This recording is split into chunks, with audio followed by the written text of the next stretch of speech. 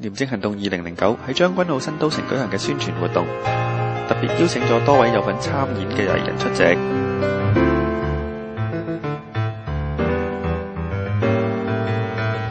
大家分享喺劇集入面擔當嘅角色。咁感受就不停咁大爆破咯。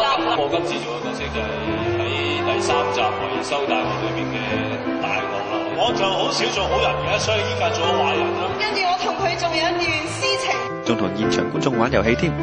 哇！你哋都識啊？玩完遊戲，梗係大家一齊整月餅食啦。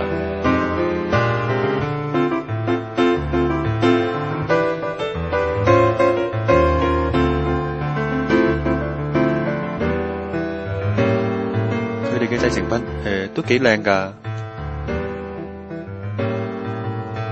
現場觀眾除咗有嘢睇之外，仲有紀念品攞添。